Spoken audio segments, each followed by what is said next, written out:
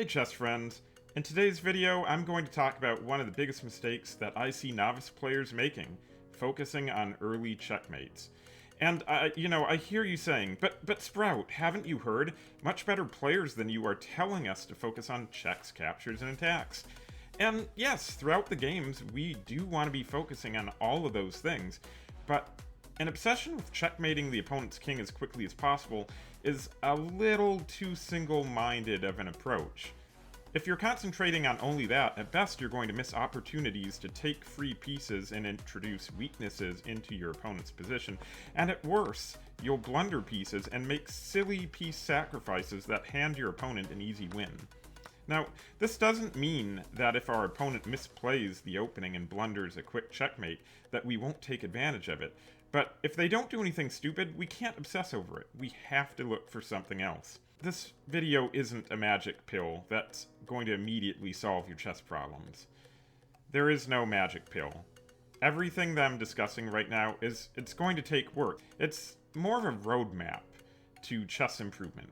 A roadmap to how you should be thinking in your chess games. Let's take a look at some example games. This game is between myself and one of my subscribers. In this game, I'm playing the black pieces, they're playing the white pieces. They are going for a quick checkmate. You're going to see the queen, you're going to see the bishop come out, the usual tag team duo that gives checkmate with the scholar's mate on f7. I'm playing for position, I'm playing for piece development. Let's see how it goes. We have d4, d5. They bring their bishop out to g5, and we're just going to kick it away. In kicking it away, we also gain some tempo on them, meaning that we gain time. Instead of them completing their plan or doing what they want, they have to respond to our threats, and they have to get that bishop out of there, right?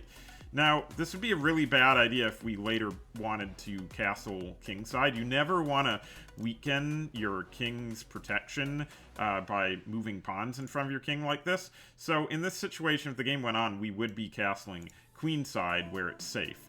But in this situation, we've already gained a bunch of space on the king side, right? We've gained space. Maybe if the situation arises, we could keep pushing these pawns, trap the bishop. Who knows, right? But we have options. We have space. So we play bishop to g7 next, which develops the bishop, and it's also creating a threat. It's threatening d4, so they'll have to keep an eye on that moving forward. And they play queen to d2 here, because they are looking for quick checkmating ideas, right? Bring the queen out early, because it can threaten checkmate. But a more experienced player knows that bringing the queen out early is just a horrible idea. We're just going to continue our development. Now we have two different pieces that are pointed here at d4. This is a weakness in the position that they're going to have to defend. We're not looking for quick checkmate. I'm not looking for checkmate at all. I'm looking for weaknesses in their position, because over time, if we can exploit those weaknesses, then we're going to come out ahead. Checkmate will eventually come. We just have to be patient for it.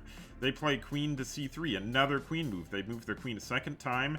They're trying to, kind of maneuver it around. This just walks into bishop to d4 because they didn't have enough defenders on this square. They're going to have to move their queen a third time. They move it over to f3, which is kind of keeping an eye on f7, the checkmating square, right? But that just goes ahead and that blunders the pawn on b2 because they moved the protector of b2, so it's a weakness in the position that we go after. All right, now we're threatening the rook, and there's no way at this point they can stop us. That rook is just dead. They play queen over to h5, still aimed at f7. And in this situation, we don't even have to take the rook right away, right? In this situation, we can develop another piece while threatening the queen. So this idea where the queen is really focused on this square and focused on attacking our king is just backfiring. They haven't accomplished anything. They're going to have to move their queen again. How many queen moves is this now for them? I think this is 5 queen moves. That's 5 moves that have been wasted. They could have developed 5 other, they could have developed other pieces. They could have made pawn moves to grab space. But instead, all these queen moves focusing on trying to check or checkmate the king. We can now just take the rook. So now they're finally trying to get some other pieces developed. But the queen's still out in the open, so we can threaten it. And we're developing our bishop at the same time, preparing ourselves to castle queenside and get our king nice and safe. And here you see they blunder their queen. And at this point, the game is basically over. From here, we've created so many problems for them. We're ahead so many pieces. We can castle, and we can just trade down. We're still not focused on an immediate checkmate in this position. Right now, the easiest way to checkmate is still to just chip away at the position. We are not looking for a quick checkmate. We'll still give a check, because it's going to force that king to move. And when the king moves, that means that they'll no longer be able to castle. So that will aid us in our checkmating search later on. They go ahead and block, but we're so far ahead in pieces that we're just going to take, because trades benefit us. We're ahead in pieces, so trades will benefit us. And now we just take up more space in the center.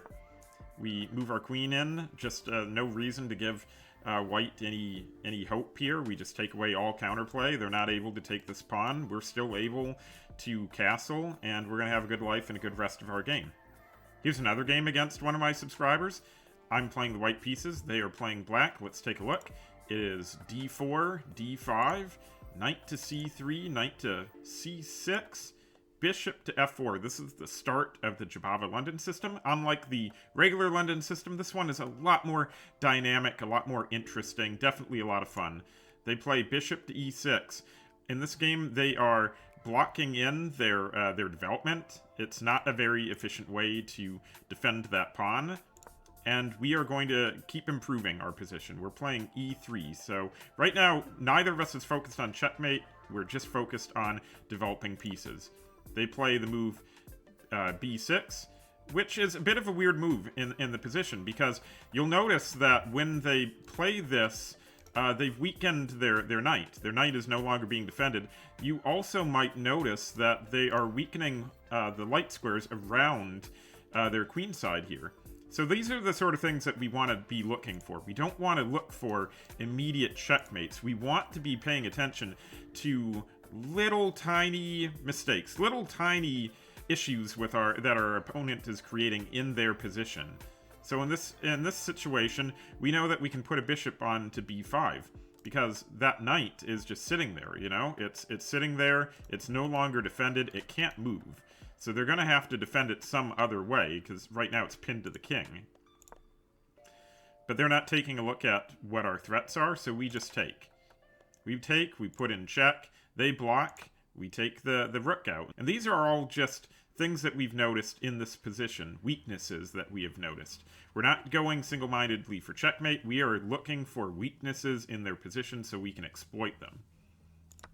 And now we see another weakness in the position. We see that their pawn here is undefended. At first glance, you might think that this pawn is undefended as well, but if we look, the queen now controls it, so we cannot go for that one. So we'll go ahead and snatch up the pawn on c7. They play queen to c8, but we should notice there's another weakness in the position, the pawn on b6, so we can take that pawn. Now the queen is guarding a5, so we can't take that. So what do we do in this case? We just develop. We get more pieces into the fight. If we look, black has not developed at all. So we are just going to focus on developing. We still don't care about checkmate or threatening this king right now, because we're so far ahead now. Our plan is just to take more pieces. We're going to trade more pieces. We're not going to take any chances. We're not going for a quick checkmate. We are just going to play it safe. They play h5, that's a nothing move. We can just go ahead and castle in this position. And they put their knight on the rim. h6, knight h6, knights on the rim are dim. The scope of this knight is much less right now. It's only really threatening 2 squares over here. If it was more centralized, it would be able, like ours, it would be able to affect a lot more squares, but it's on the rim, so it's not that great. We're not worried about it. We go ahead and launch our knight into the center, and still not looking for checkmate. We are still looking just for piece activity and to activate more pieces, to get our team involved, to create more threats. They play bishop to f5 here, and now we bring our queen out finally. We bring our queen out. We're not threatening this bishop, I should mention, because the knight on h6 is defending it. At this point, we are finally threatening d5. If you look, the queen is defending it, But now, along with our knight, we have 2 attackers on the square. 2 is greater than 1, so we are going to try to win d5. They are threatening our knight, so we have to do something about that first, but in making that move, they've made another weakness on their position that we can exploit. Before, we were looking to target d5, but what was this pawn doing before it threatened the knight? Well, it was on f7 defending the king, right?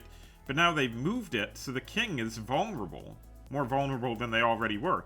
We're going to take advantage of that, and we're going to play queen to h5, giving a check. They have to block it. g6 is being defended by the bishop, so we cannot take with the queen without being down on an exchange. So we'll take with the knight, though, because we have 2 attackers on that square, and they only have 1 defender, 2 being greater than 1. We take with the knight. Now we're threatening the rook and the bishop. They go ahead and take c2. We are not concerned at all about c2. They shouldn't be either. So we're just going to keep chipping away. We go ahead and take the rook. They are in check. They have to do something. They have to move their king. Their king moves to d7. And now in this situation, I'm still not looking for a quick checkmate. I'm looking to make sure that I don't blunder everything they have going for me. So I take on d5. Now this gives a check, and it also targets the enemy queen, so they have pretty much no choice except for to accept a queen trade with me. And a lot of people, a lot of higher up GMs will tell you if you're on the attack, don't trade off your queen. But also, I will tell you that if you trade off your queen, you're not going to blunder it. So sometimes trading the queen is a good thing. We're so far up, let's just take our time. There's no reason to give a quick checkmate here. And now we can take our time. We're going to move out of danger. We're going to improve our pieces. Make sure all of our pieces are taking part in the attack. So here we're just improving our knight. We're also saying, hey, do you want to trade with us? We like trades, right? Because we're ahead. Now we're moving our rook to c1 to kick out the bishop, but also we want to get our rook out and participating in the battle. They move their bishop to attack our rook, but knights do move backwards as well as forwards, so we go ahead and take there. And from this point on, it's a pretty quick conversion. Now we're finally looking to checkmate. Once we've corralled the king, then we can deliver a checkmate. But we didn't start out that way. We played methodically, we tried to create weaknesses in our opponent's position, and we tried to exploit those weaknesses. And that eventually leads to checkmate. That's going to do it for today's video. Hopefully you've enjoyed it. Hopefully it helps to illustrate why you don't want to move your queen out right away, go for those early checkmates, why you want to look at the position, create weaknesses in your opponent's position, and just kind of chip away at things. If we see an opportunity for an earlier checkmate, sure, we'll take it, but we don't want to be single-minded about it. Mostly, we just want to follow good opening principles, getting our pieces developed, getting our king safe, and making sure to blunder check. Checkmates will come later on, so don't worry about it. Don't fixate on it. Everything's going to be fine. If you enjoyed the video, please be sure to leave a like and subscribe, and I'll see you in the next video. Bye-bye!